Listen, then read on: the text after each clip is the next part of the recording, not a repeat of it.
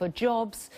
With us to talk about this is Haid of Badayel, which means alternatives, a group which is committed to strengthening Syrian civil society.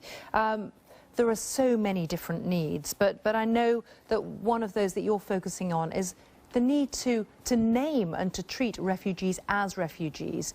So many of them now in countries like Jordan, Turkey, Lebanon. Exactly.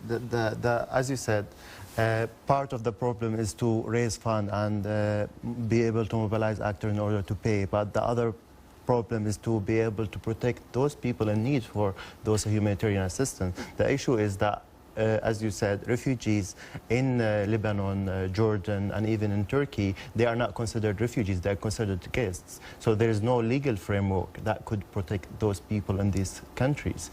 This is only one part of the problem. The other part is that those who are inside Syria, part of the problem is money, but the other part of the problem is that how can you guarantee that those people will not die tomorrow or the day after? The UK, when they built their bakery in Syria recently in order to provide people with bread, just soon after that was destroyed by airstrikes. So here we need to talk about raising money, but we also need to put that into a comprehensive policy and strategy that attacks or that deals with the roots of the problem, and the main important one here is the protection of civilians.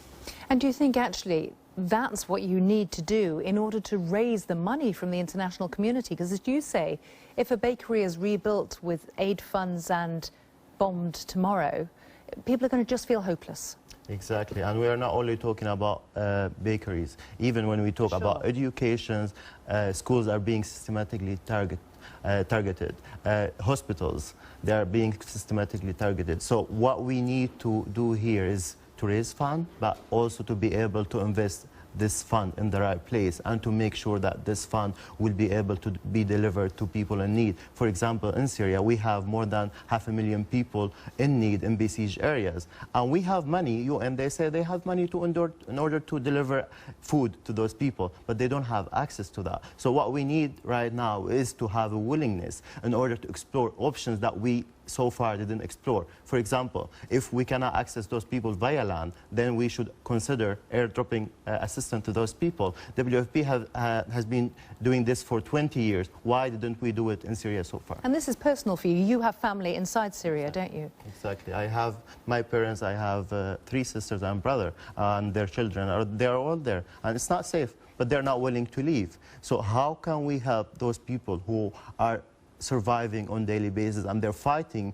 peacefully in order to keep themselves alive?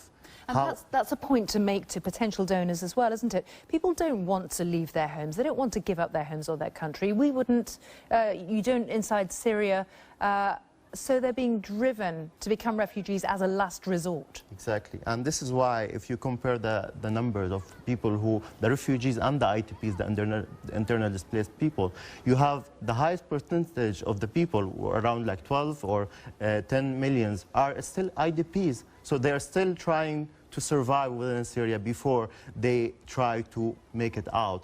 And let's try to help those people by protecting them and by providing them with the means in order to be able to survive. Haid, thank you so much. I want to go back to Rami in Damascus and raise that issue of the sheer numbers who are living under siege. There may be international money to get them the food and the medicine they need. It just can't get through at the moment. Yes, another point made by UN agencies, quite timidly actually, because the UN finds itself in a very difficult position of wanting to remain inside Syria, wanting to still be able to provide aid, and not being able to say quite, openly what exactly is going on the ground, not to point to who is responsible. But they do say access is a big problem. We know very well that different parties, including the Syrian government and allied factions, and also several opposition rebel groups, are using siege as a military weapon, as a political and military tool to press the other side for different purposes and in different areas. And the UN has been saying that it is not just one-off access it needs to areas such as Madaya, which we saw last month, but they need continued access because the issues such as malnutrition, severe acute malnutrition, will not go away just with one delivery of aid, but they need continued access to these areas, and this is something that is not happening.